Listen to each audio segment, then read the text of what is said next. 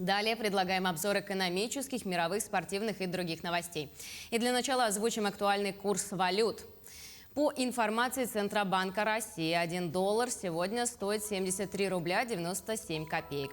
Евро остановился на отметке 83 рубля 84 копейки. Покупает сегодня американскую валюту по лучшей цене Совкомбанк за 73,90, а продает по лучшей цене Азиатско-Тихоокеанский банк за 74 рубля 60 копеек. Самый выгодный курс покупки евро сегодня у Азиатско-Тихоокеанского банка – это 83 рубля 69 копеек. Продает по лучшей цене также Азиатско-Тихоокеанский банк за 84,42.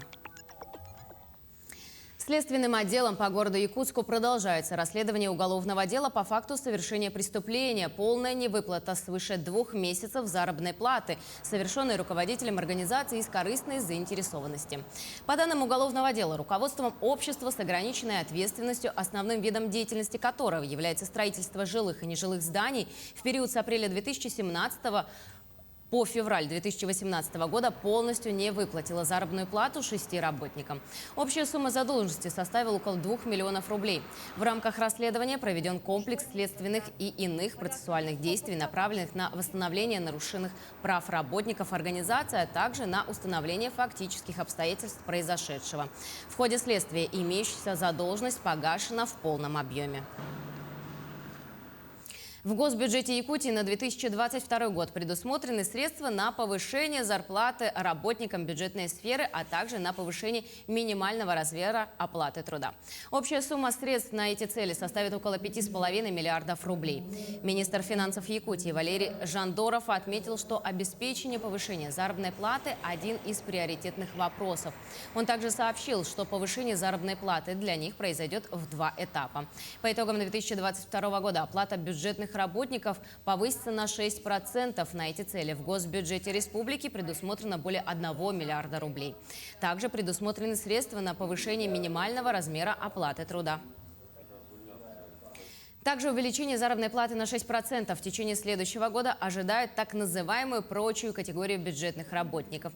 На сегодня это самая незащищенная ее часть, не вошедшая ни в одну из госпрограмм. Такое повышение станет возможным благодаря тому, что на предстоящий год сформирован самый большой по объемам собственных доходов бюджет республики. Так, объем госбюджета на 2022 прогнозируется в сумме более 250 миллионов рублей.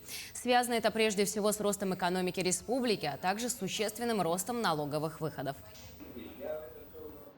Все остальные попали в указ президента Российской Федерации. Они ежегодно увеличиваем, мы регулярно увеличиваем заработную плату для этих категорий. А вот прочие категории, они самые незащищенные. К ним относятся технические работники наших бюджетных учреждений, но к ним также относятся и люди с высшим образованием, которые вместе трудятся в этих трудовых коллективах.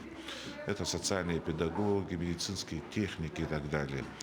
Нам удалось при принятии бюджета спланировать таким образом, что им в течение года будет увеличена заработная плата где-то порядка на 6%. Это не очень много, к сожалению, но тем не менее хоть какое-то увеличение есть, мы будем дальше работать. Сегодня отмечается День банковского работника. Люди, чья профессия так или иначе связана с деньгами.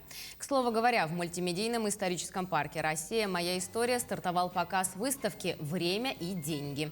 Экспозицию из 19 фотополотен представил Банк России. Она расскажет о процессе производства банкнот и монет, древние и современные способы защиты от подделок, а также малоизвестные факты истории денег.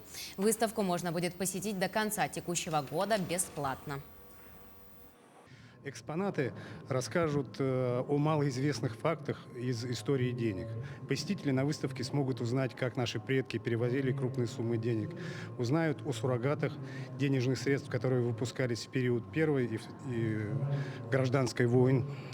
Тогда их выпускалось порядка 20 тысяч различных видов, разновидностей, и выпускали их разные правительства, предприятия и торговые организации. Кстати, очень интересный факт, что на территории Якутии в тот период средством платежа служили даже винные этикетки. В последнем месяце этого года заработали важные для наших граждан нововведения. Например, станет легче зарегистрировать рождение ребенка. Какие еще законы вступили в силу, смотрите в нашем дайджесте. Законы, вступившие в силу в декабре уходящего года. Вводится досудебная блокировка сайтов, рекламирующих финансовые пирамиды, вводящие пользователей в заблуждение из-за сходства доменных имен, оформления или содержания с настоящими финансовыми организациями и предлагающими финансовые услуги лиц, которые их оказывать не вправе. К социально значимым сайтам предоставлен бесплатный доступ. В перечень таких ресурсов войдут сайты госорганов и органов местного самоуправления, государственных внебюджетных фондов Российской Федерации, а также портал госуслуг. Остальные социально значимые сайты определяет специальная правительственная комиссия. Вводится административная ответственность за нарушение требований обязательной маркировки товаров, в том числе лекарств. При этом за производство, приобретение, хранение и перевозку с целью сбыта или сбыт товаров с использованием заведомо поддельных средств идентификации будет грозить уголовная ответственность до 3 лет лишения свободы. Все иностранцы, въезжающие в Россию на срок более 90 календарных дней, будут проходить дактилоскопическую регистрацию, фотографирование и медосвидетельствование. Последнее включает в себя подтверждение отсутствия ВИЧ-инфекций и инфекционных заболеваний, которые предоставляют опасность для окружающих, а также наркотической зависимости. Эти процедуры должны быть пройдены в течение 90 дней со дня въезда в Российскую Федерацию, а для иностранцев, приезжающих в Россию работать, в течение 30 дней. В кредитный договор банки не смогут включать условия, обязывающие заемщика иметь на счете неснижаемый остаток для погашения очередного платежа. Помимо этого, граждане смогут отказаться от дополнительных услуг, юридического сопровождения или консультации, навязанных при заключении договора кредита или займа в течение 14 дней. Для страховки такой период охлаждения уже действовал, но от нефинансовых услуг чаще всего отказываться было нельзя. С 1 декабря разрешена регистрация актов гражданского состояния, например, о рождении ребенка, в любых ЗАГС. Порядок заключения брака в торжественной обстановке будет определяться субъектами страны, а заявление о расторжении брака вправе сделать иное лицо по нотариально удостоверенной доверенности от бывших супругов или опекуна недееспособного супруга. Не забыта и проблема экологии. Начинают действовать меры по ограничению выбросов парниковых газов в России. Их госучет, установление целевых показателей сокращения, а также поддержка деятельности по сокращению выбросов и увеличению поглощения парниковых газов. Получить или продолжить образование, построить успешную карьеру, найти работу мечты, познакомиться с единомышленниками из других регионов. Все это жители Якутии могут сделать, приняв участие в проектах президентской платформы «Россия – страна возможностей». Реализовать свои таланты можно прямо сейчас. Уже стартовали новые сезоны масштабных конкурсов. Участие в них, как всегда, бесплатное. Нужно только подать онлайн-заявку. Как? Смотрите подробности в сюжете далее. По всей России началась заявочная кампания на участие в проектах платформы «Россия – страна возможностей». Участвуя в них, можно поступить в престижный вуз, пройти стажировку в одной из ведущих компаний, найти наставника и даже начать собственное дело. Прокачать лидерские и управленческие компетенции можно в треке развития конкурса «Лидеры России». Для студентов также открыта регистрация на масштабную олимпиаду «Я профессионал» и проект по решению кейсов про стажировки 2.0. А еще принимаются заявки на акцию для студентов и молодых специалистов «Время карьеры». Каждый из этих конкурсов поможет зарекомендовать себя среди работодателей, получить возможность пройти стажировку или найти работу в ведущих компаниях страны. А от педагогов принимаются заявки на профессиональный конкурс «Флагманы образования». Продолжается регистрация и на хакатоны по искусственному интеллекту. А как вы сами оцениваете этот пройденный путь и что считаете наиболее важным сегодня и в ближайшее время? Спасибо большое, Владимир Владимирович. Вы неоднократно говорили о том, что главное богатство нашей страны – это люди. У нас действительно такие талантливые, неравнодушные, целеустремленные. И системная работа, которая по вашей инициативе проходит, по выявлению талантов, по их продвижению, по их развитию, в общем, дает свои плоды. Но вообще на сегодня у нас 26 проектов на нашей платформе. Более 8 миллионов человек уже прошли, поучаствовали. Больше 26 тысяч – это победители и призеры. Время этого проекта около 300 назначений на такие серьезные посты. Вот среди них 2 губернатора, 6 заместителей федеральных министров, 4 мэра городов, вице-президенты крупных компаний, генеральные директора, главврачи больниц и другие. По всей стране на базе университетов платформа «Россия – страна возможностей» открывает центры компетенций, в которых любой желающий сможет пройти комплексную оценку навыков и получить рекомендации для профессионального и личностного развития. Участие во всех проектах платформы бесплатное. Подробнее на сайте rsv.ru. Более 20 тысяч вошедших в программу «Дальневосточный гектар» подали декларацию об использовании участков. Согласно декларациям, 38% получателей дальневосточных гектаров используют свои участки для индивидуального жилищного строительства. 29% получателей используют его для сельскохозяйственной деятельности. Среди регионов это преимущественно Республика Саха-Якутия, Еврейская автономная и Амурская области. 10% используют дальневосточный гектар для предпринимательства, 7% для развития туризма, среди которых преимущественно также участники программы в Якутии и Магаданской области. В рамках программы «Дальневосточный гектар» земля предоставляется бесплатно, а заявление можно подать через интернет. Заявитель сам выбирает вид деятельности на участке, а также размер и расположение самого участка. Компания «Колмар» принимает активное участие в реализации приоритетной программы «Местные кадры в промышленность». По итогам 2020 года «Колмар» вошел в тройку лидеров по выполнению и перевыполнению контрольных показателей. Ноябрь месяц ознаменовался масштабным приездом жителей со всей республики для трудоустройства на шахту Инаглинская подземными горнорабочими. Для легкого вхождения в профессию со стороны учебного центра компании разработана и успешно реализована программа первичной адаптации, которая включает в себя не только рассказ о компании и ее истории, но и ее наглядное представление благодаря исчерпывающей лекции об основах горного дела, охране труда и экскурсии на шахту. В Иркутске сотрудники аварийно-спасательной службы МКУ «Безопасный город» показали школьникам на живом примере, как спасать провалившихся под лед людей в ходе учений на Иркутском водохранилище у ледохода. На кадрах можно увидеть, как спасатель в гидрокостюме проваливается под лед, а его коллеги пытаются помочь ему выбраться из воды при помощи надувного трапа и спасательного оборудования. Я запомнила то, что нельзя выходить на лед, то, что толщина льда, которая выдержит человека, равна 7 сантиметрам. Если человек провалился под лед, то нужно позвонить в службу спасения 112 и звать на помощь людей, если они есть рядом. Отбило у меня еще желание выходить на лед, потому что еще не знаешь, что может быть под льдом и насколько лед толстый. Начальник службы по делам гражданской обороны, чрезвычайных ситуаций и обеспечению пожарной безопасности МКУ «Безопасный город» Александр Тройнин сообщил, что показательный урок влияет на психоэмоциональный фон ребенка, и он запоминает, как делать не стоит. С практической точки зрения это наглядный пример, как делать не надо. Соответственно, дальше у ребенка складывается психоэмоциональный фон, он запоминает, что это делать действительно не надо, и, соответственно, мы попросили, чтобы они обязательно довели до своих сверстников, что именно в период ледостава и вообще без взрослых на льду делать, так скажем, абсолютно нечего. Со своей стороны, временно исполняющий обязанности начальника центра ГИМЦа Андрей Карепов отметил, что на сегодняшний день безопасных участков ледового покрова нет. Погодные условия у нас в Иркутской области неоднозначные. То температурный режим резко понижается, то повышается. Поэтому ледовая установка очень опасна в настоящий момент.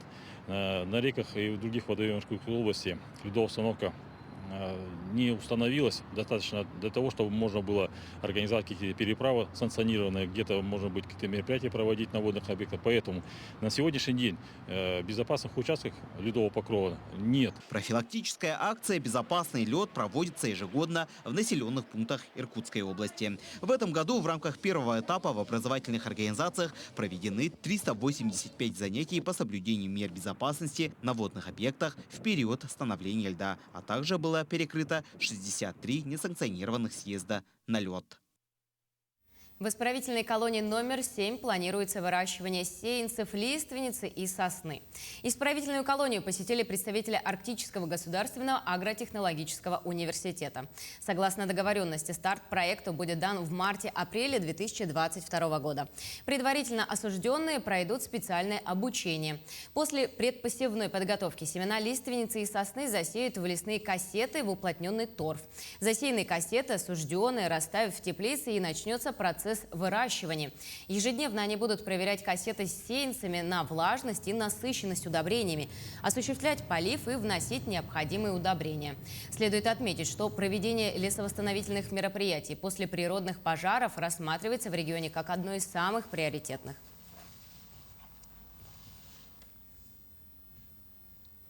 Буквально пару дней назад в столице региона свора агрессивных псов напала на женщину.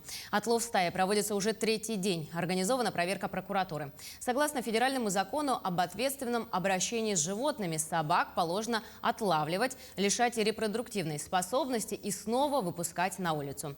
Вместе с тем якутские соцсети заполнили фото с мертвыми животными. Наша съемочная группа выехала на отлов безнадзорных собак с сотрудниками пункта из приема в Якутске.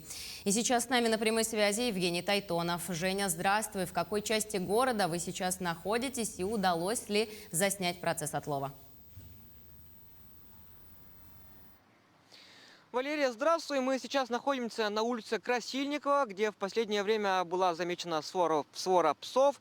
Как сообщают местные жители, дома номер 7/1 и 7/2 собаки нашли убежище под их домами и постоянно их терроризируют. К этому часу мы вместе с бригадой по отлову безнадзорных животных увидели здесь примерно 5-6 собак. Их может быть намного больше.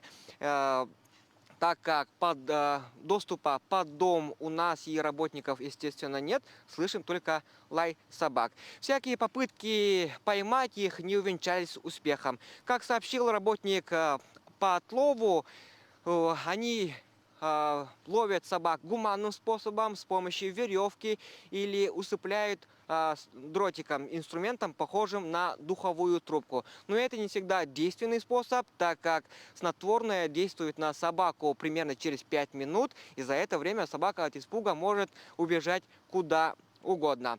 Ну, если рассказать поподробнее о процедуре, после того, как отловили собаку, его отвозят в пункт передержки безнадзорных животных, там его вакцинируют, чипируют, стерилизуют и через некоторое время выпускают на прежнее место, где его и отловили.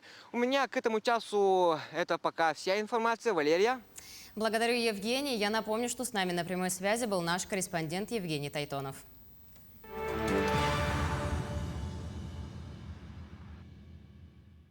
Мощный взрыв прогремел в районе главного железнодорожного вокзала в Мюнхене. В ходе строительных работ сдетонировала авиабомба времени Второй мировой войны калибром в 250 килограммов. Ранения получили 4 человека, один из них тяжелый. Машинист эскаватора, задевшего боеприпас, не пострадал. Напомним, британские и американские самолеты во время сбросили на Германию 1,5 миллиона бомб. По официальным данным, 15% из них не взорвались. Ежегодно в Федеральной Республике обнаруживаются смертельно опасные предметы общим весом более 2000 тонн. 3 человека погибли и 8 пострадали в результате стрельбы в школе города Оксфорд в штате Мичиган в Америке. Всем жертвам было от 14 до 17 лет. В больнице один из учителей, напомню, 15-летний ученик, ворвался в здание и открыл огонь. Стрельба продолжалась 5 минут, после чего полиции удалось задержать нападавшего. Он не оказал сопротивления, бросил пистолет и поднял руки вверх. Мотивы преступника пока неизвестны. 22 часа в ледяных водах Восточно-Китайского моря провел 69-летний японец. Кадры спасения пенсионера опубликовала береговая охрана страны. Мужчина работал на строительстве порта неподалеку от Якусимы. Но его 5-тонное судно перевернулось, а шторм отнес его на 30 километров в море. Он провел почти сутки на ледяном ветру, держась за винт плавсредства. Сообщается, что спасенный почти не пострадал. Немного ушиб левое колено, но сейчас жизни японского строителя ничего не угрожает.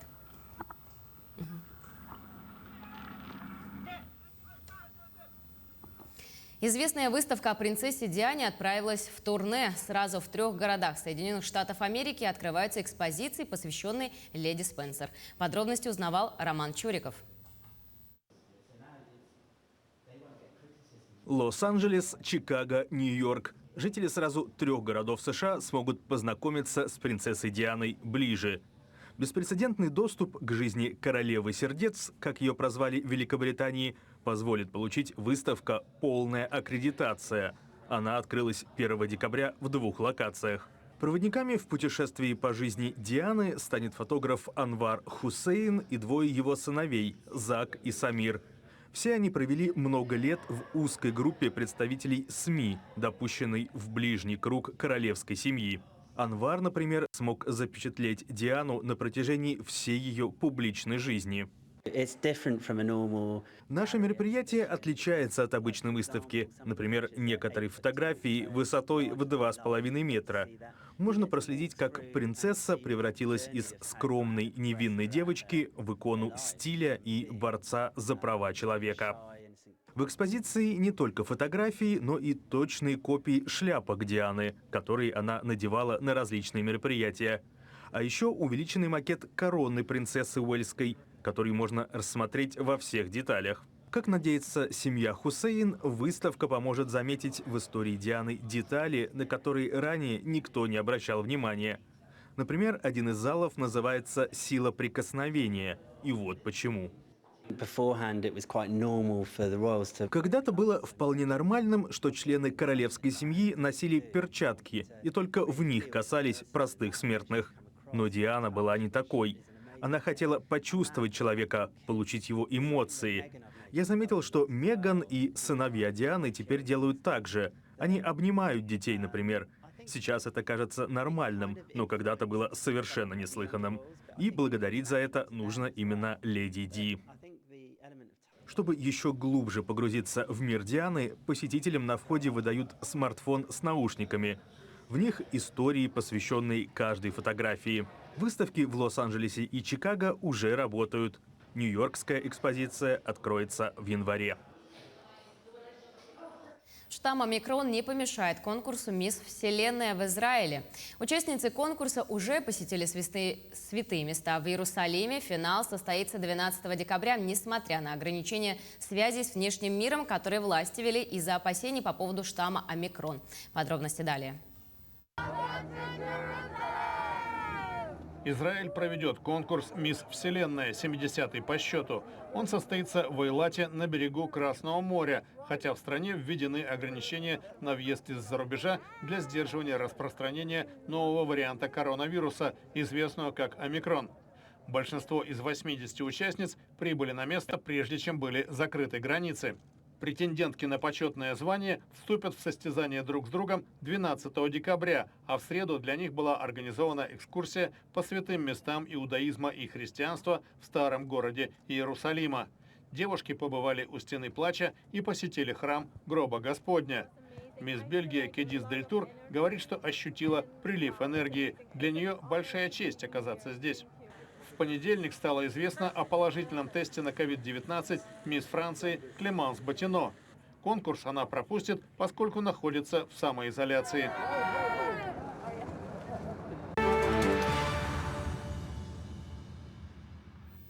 Вариант коронавируса омикрон обнаружили в 23 странах. Об этом заявил генеральный директор Всемирной организации здравоохранения. В технической группе подразделения чрезвычайных заболеваний в свою очередь сообщили, что данные о заразности омикрона появятся в ближайшие дни. Сейчас Всемирная организация здравоохранения рассматривает несколько сценариев развития пандемии. Один из них предусматривает вариант, при котором новый штамм окажется более заразным и быстро передающимся, чем доминирующий в мире вариант Дельта. Информации об умерших от нового штамма людях пока нет. Обнаруженное китайскими молекулярными биологами антитело 35B5 действует против всех существующих штаммов коронавируса. Однако инфекция постоянно мутирует. Так прокомментировала открытие китайских ученых ведущий научный сотрудник лаборатории молекулярной биологии МГУ имени Ломоносова Роман Зиновкин. Он подчеркнул, что рано или поздно появится вариант коронавируса, который не будет распознаваться этим антителом. Однако благодаря редкому использованию подобного лекарства это может произойти не скоро. К другим темам. Проект мостового перехода через реку Вилюй на 660-м километре федеральной автомобильной дороги А-331 Вилюй в районе села Верхневилюйск получил положительное заключение в глав госэкспертизы России. Длина моста через реку Вилюй составит 1657 метров с двумя судоходными пролетами с обеспеченным габаритом по 126 метров в ширину. Проектная стоимость составляет 33,5 миллиарда рублей. Строительно-монтажные работы намечены в период с 2022 года по 2026 год. Этот уникальный мост станет самым крупным мостовым переходом на федеральной трассе Вилюй на территории Якутии.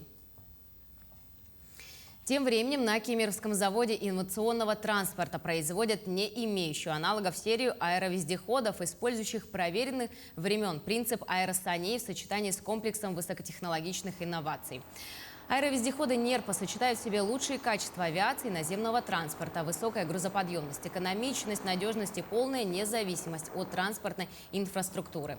При этом НЕРПы принципиально отличаются от судов на воздушной подушке, выигрывая в надежности.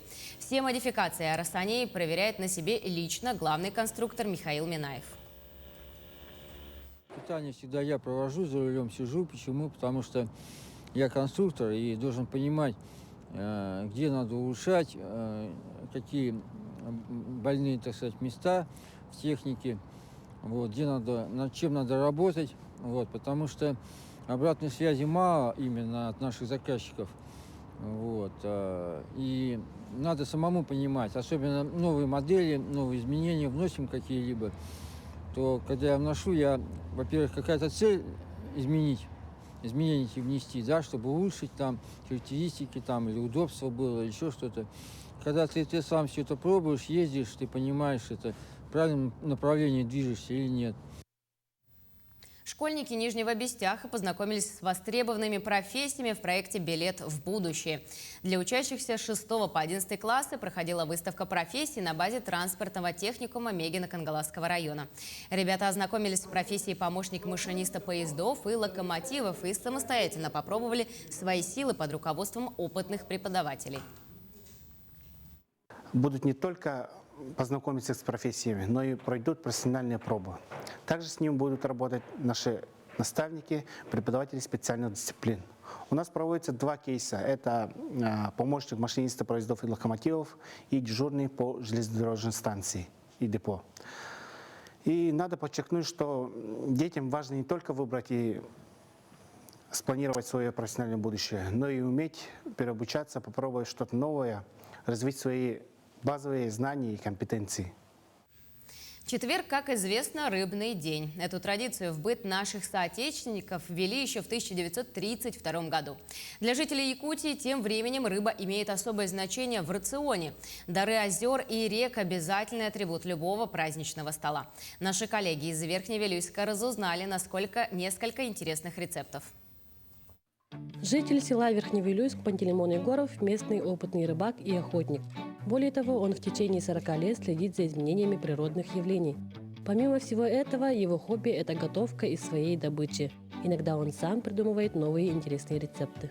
Самая мелкая, самая жирная, самая вкусная, самая нежная. Вот рыба, из нее мы будем делать рыбные чипсы. Тугунок очищаем из внутренности и валяем в муке.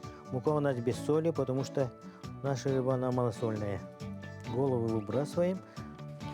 Так, сейчас первую партию сделаем. Так, вот так сделали. О. Это у нас делается по-быстрому. Несколько секунд. Сейчас будем убирать. Уже готово. Рыба – необходимый для человека продукт. Она богата полезными жирами и протеинами, разными витаминами и микроэлементами. Без рыбных блюд невозможно представить многие кухни мира, как и якутскую. Пантелеймон Егоров с любовью и нежностью готовит ее самыми разными способами. Он является настоящим примером главы семьи и охотника. Второе блюдо называется якутские оладьи с копченой и соленой рыбой. У нас сегодня вот этот копченый чир. Я уже разрезал, это мы поймали осенью и закоптили. Вот. И вот сик соленый у нас тоже лежит. тоже для этой слабосоленой. Сейчас будем ее очищать. Я тут заранее подготовил это тесто для оладий. И туда и будем мелко нарезать. Вот так мелко-мелко-мелко вот так делаем. То оладьям он дал вкус копченой рыбы. Это рыба холодного копчения. Тесто у нас тоже не соленое, потому что вот она рыба соленая и копченая, поэтому вот так смешиваем. И будем делать наши оладьи с копченой рыбой. Это тоже вот очень питательное, очень вкусное. Но когда на охоте или на рыбалке, вот так обязательно делаем. Тесто готовое для оладий. О. Вот такое оно должно быть. Не густое, не такое уж жиденькое. А такое берем и сюда. И сюда. Да, слишком много, наверное. Вот так. Она жарится как оладьи. Мы сейчас посмотрим. Ну, примерно минут, наверное, 3-4, наверное. Вот так. Сейчас дети да внуки приедут, они набросятся на это сразу. Уже готовенькие.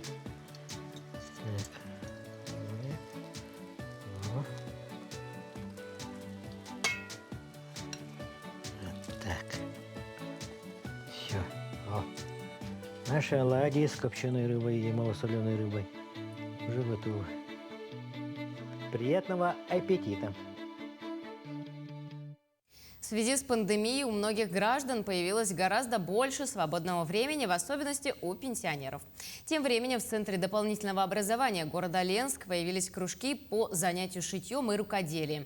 Кто задействован в таких образовательных программах, смотрите в следующем сюжете. Вся эта красота с колоритными якутскими орнаментами и украшениями не фабричного производства, сделана своими руками мастерицами Центра дополнительного образования СРГ. Именно здесь собрались искусные рукодельницы, умеющие из ткани и бисера творить не просто нарядную одежду, а эксклюзивные шедевры в якутском стиле. Творческое объединение «Шьем сами» под руководством Лиры Ефремовой работает второй год. Но многие женщины – выходцы Национального театра моды КРКО, где вышивали для моделей костюмы с невероятно сложными узорами. Теперь пользуются приобретенными навыками в новом направлении. Мы сами пенсионеры, бабушки, своим внукам, внучкам это шьем. Помогаем это девушкам, костюмы шить. Кореко тоже помогаем. Якутское пальто шили. Сейчас это и выступали, это вот, на сцене это вот показывали. Несмотря на такое сложное время, мы 2 раза в неделю приходим сюда. Занимаемся для души, для себя. Потому что дома как бы так не получается, как здесь. А здесь мне нравится в том плане, что много чего познаешь. Потому что якутское это шитье, они очень много нюансов, которых я вообще никогда не слышала и не видела. В прошлом году итогом обучения стала масштабная работа пошив пальто в якутском стиле со всей необходимой атрибутикой. Работаю 2-й год только. 2-й год работаем. Так, посещаемость хорошая. Но я думаю, это актуальный кружок. Да, в наше время сейчас актуально все шить самим, да, вот самим шить. Они показывали моду. В прошлом году шили 11 женщин. Это уже глобальная работа, да, и расходно, как бы, да, финансово. Но они это шили. Усидчиво все работали, и все закончили костюм. Все есть. И шапка, и атрибут, и варежка, все есть. Подобное направление в этом году открыли в Бичинче. Там женщины также принялись за пошив пальто.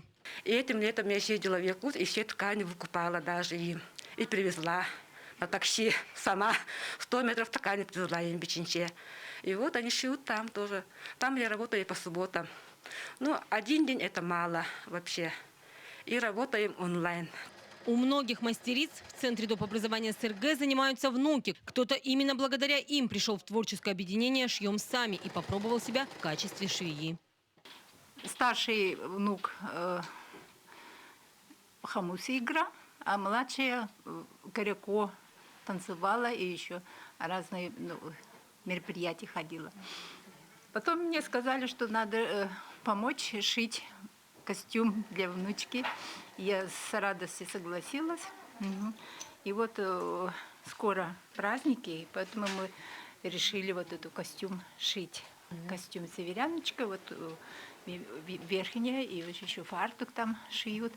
С большой благодарностью Лилии Александровне, что я научилась шить внукам своим. Конечно, у каждой женщины есть навыки шитья, ведь по исторически сложившейся традиции именно слабая половина человечества всегда создавала уют, красоту в доме, а в давние времена шили и чинили одежду самостоятельно. Но даже живя среди народов Саха, сегодня мало кто знаком с особенностью культуры. А здесь можно получить специфические знания. Не только вышивают бисером, но и осваивают различные швы на машинке. В Центре дополнительного образования СРГ можно получить все необходимые навыки шитья, причем совершенно бесплатно. Впереди у мастериц новые работы. Сейчас они готовят новогодние костюмы для внучек. Но к концу года сошьют наряды и для себя, в которых будут дефилировать на сцене, в очередной раз удивляя зрителей яркими, неповторимыми образами. Анна Кожевникова, Виталий Андреев, Ленск. Напомним, 1 декабря Якутия дала старт российской зиме.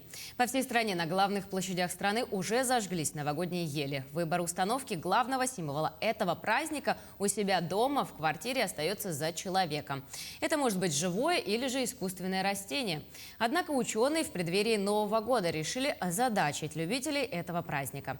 Так канадские исследователи пришли к выводу, что пластмассовые зеленые красавицы могут навредить здоровью из-за токсичного поливинилхлоридного состава.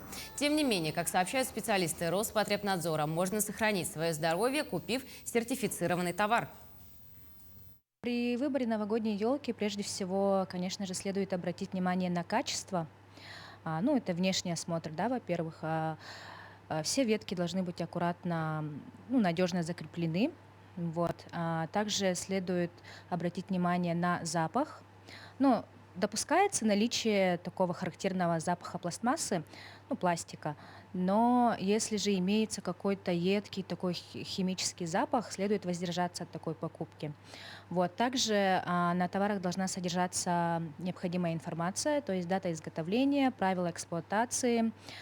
Также должна быть информация о пожарной безопасности, так как мы практически всегда используем гирлянды электрические.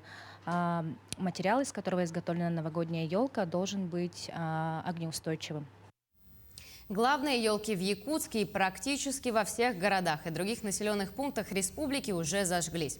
А сегодня в рамках фестиваля «Зима начинается с Якутии» состоится грандиозное представление Arctic Fashion Show. Прямая трансляция пройдет на наших телеканалах «Якутия-24» и НВК «Саха» в 18:00.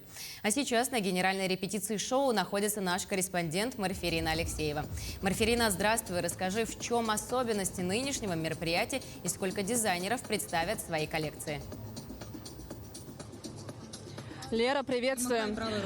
Мы сейчас находимся на главной, уже последней репетиции этого огромнейшего шоу. Как вы можете наблюдать, за мной находятся уже готовые модели, которые сейчас уже в костюмах полностью. Хотим немножко поделиться и показать эти творения. Вся тематика, получается, у нас посвящена Арктике. И самая особенность этого шоу, что оно посвящено цифровизации Арктики. У нас можно наблюдать, что везде, повсюду находятся такие QR-коды. Это как такой, можно сказать, фишка этого проекта. Всего представят свои коллекции примерно 26 как начинающих, так и известных модельеров. И сейчас я хочу пообщаться с самым главным организатором проекта Василисой Тарасовой. Здравствуйте. Здравствуйте. Скажите, пожалуйста, какие еще фишки можно отметить такого огромного мероприятия? Я знаю, что это мероприятие проводится 3-й раз, да? И раньше, вы мне рассказали, оно проходило в самое первое, было такое скромненьким, прям по коридорчику, а сейчас уже такие большие масштабы. Да, действительно, в этом году у нас масштаб большой. Первый показ Arctic Fashion Show проходил в 2019 году по инициативе нашего руководителя, автора идеи Варвары Филипповой. И этот показ мы посвящаем ее памяти. И в соответствии с этим мы с огромным волнением и трепетом готовимся. И надеемся, что все пройдет хорошо. А фишкой данного показа является то, что мы акцентируем внимание на цифровизацию Арктики, о том, что нужно думать об экологии Арктики. И символом экологии Арктики является мамонтовая фауна. Все это непосредственно будет обозначено и показано на самом шоу. Ажиотаж огромный. То есть мы сами не ожидали, что будет так много заявок, так много желающих принять участие в этом проекте. Если вспомнить, как мы это делали в 2019 году, мы с Варварой, я была изначально продюсером этого проекта, и в этом году осталась тем же продюсером. Это, конечно, было очень сложно привлекать, говорить людям о том, что такие проекты важны. То сейчас уже люди видят результат. В прошлом году он был такой фееричный, большой, красивый проект. И, соответственно, в этом году поддержки очень много, желающих участвовать очень много. И это здорово. Этот проект объединяет не только модельеров, дизайнеров, фэшн-индустрию в целом, но и все креативные индустрии, потому что у нас здесь работают и стилисты, и фотографы, и видеографы, визажисты, как вы видите, да, мастера по волосам. То есть это такой проект, который объединяет таких творческих людей. И я думаю, что наш город и в целом республика изголодалась по таким проектам. Я думаю, что так. Действительно, несмотря на то, что показ закрытый, но трансляция будет на наших телеканалах. И вот очень интересно, что вот я тоже присутствовала на отборе. Сколько примерно было подано заявок вообще изначально? 39 заявок у нас было подано, но в целом прошли 29 участников. То есть это такой ажиотаж, и отбор был достаточно жесткий, потому что мы стремимся повышать планку, увеличивать стандарты наши. И в будущем этот проект, конечно, имеет огромные планы, в том числе и на расширение по территории. Не только российской Арктики, но и зарубежной. Спасибо вам большое. Ну, а сейчас я вам хочу немножко показать и познакомить с модельером. Вот как раз-таки мы можем даже посмотреть эти костюмы. Здравствуйте. Здравствуйте. Расскажите, пожалуйста, о вашей коллекции, которую вы подготовили специально для сегодняшнего показа. В чем идея? Коллекция называется «Зимний пейзаж». Я именно создала эту коллекцию для проекта Arctic Fashion Show. Я участвую уже второй год. Источником вдохновения является сама зима, лед, снег, туман и так далее. На данной коллекции я использовал натуральный лен, органза, пайетки, а также бисеры. Ну, такая национальная тематика, да, прослеживается. Также есть, я смотрю, даже украшения ювелирные тоже с вами сделаны? Да, полностью я сам шил, и украшения тоже я сам сделал. Спасибо большое, удачи вам в сегодняшнем показе. Ну, а на этом у меня все, коллеги. Передаю слово вам и хочу напомнить, что это шоу можно посмотреть на наших телеканалах. Лера? Благодарю Марферина за такую подробную информацию. Но я напомню, что с нами на прямой связи была наш корреспондент Марферина Алексеева. Выходные не за горами. Чем себя занять? Можно сходить в кинотеатр. А для того, чтобы не ломать голову с выбором фильма, смотрите наш сюжет далее.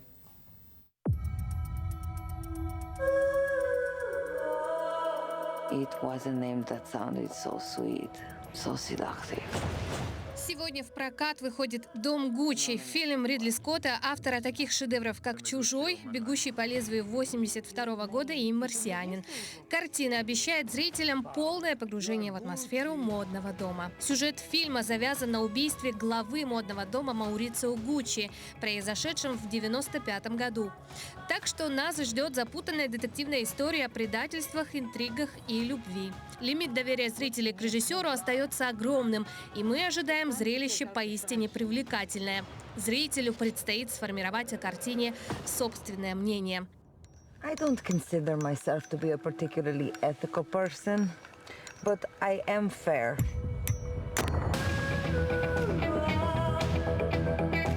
Mom, what kind of scientist was Grandpa? Также в большой прокат выходят «Охотники за привидениями. Наследники». Продолжение культовой франшизы от продюсера Айвана Райтмана, создателя вселенной «Охотников за привидениями». По сюжету, после переезда в маленький городок, двое подростков вместе с мамой узнают, что их семья связана с охотниками за привидениями. И их дедушка оставил им загадочное наследство. Во второй части бороться с потусторонней нечистью будут дети. Легкий фильм с ноткой ностальгии и неплохим юмором будет отличным поводом для семейного похода в кино. I love this car.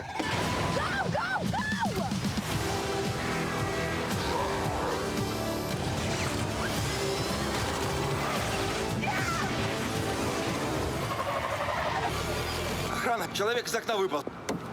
Петрович. Художник-неудачник, пропивающий в гараже остатки таланта. Решает свести счеты с жизнью. Забравшись на крышу московской высотки, он делает последний шаг в бездну, но приземляется на новенький БМВ циничного владельца аптечного бизнеса с криминальным прошлым Эдика. Чудом выжив, безработный теперь обязан вернуть стоимость разбитого бумера – 10 миллионов. Прощать других не в правилах Эдика, но чтобы повеселиться, он берет Петровича к себе в фирму креативным директором. Он еще не знает, что все повернется самым неожиданным образом. Ведь у Вселенной, как известно, отличное чувство юмора. Он бомж-суицидник, я его спас. Декабрь, 41 год. Северо-западный фронт. Советский летчик Николай Комлев совершает боевой вылет с целью остановить немецкую танковую колонну, движущуюся к столице. Самолет Комлева сбит вражескими истребителями, но ему все же удается посадить машину на глухую лесную поляну. Казалось бы, самое страшное позади. Комлеву удалось выжить в воздушном бою, однако испытания только начинаются. Раненый летчик отправляется в тяжелый путь к спасению. Превозмогая голод, холод, минуя стаи волков и отряды немцев, раненому летчику предстоит тяжелый путь к спасению. И в завершении нашего выпуска расскажем о погоде в крупных городах Якутии. В Алдане сегодня снег, температура воздуха минус 24 градуса. Ближе к ночи ожидается минус 27. Порывы ветра достигнут 7 метров в секунду. В Нерюнгри тоже снег и минус 20. Давление составляет 689 миллиметров ртутного столба. Ближайшей ночью температура воздуха составит минус 27 градусов. В Ленске сегодня минус 24 и осадки. К ночи температура воздуха составит минус 30 градусов. Ветер от 3 до 8 метров в секунду. В Мирном снежная погода, а температура воздуха минус 30 градусов. Ночью ожидается уже минус 35, давление составляет 731 миллиметр ртутного столба. Ну и в столице республики сегодня днем минус 31 градус. Вечером столбики термометров опустятся до минус 32, ветера от 2 до 5 метров в секунду. Давление составляет 748 миллиметров ртутного столба. К этому часу это все новости. Спасибо, что этот час вы провели вместе с нами. Всего доброго и до свидания.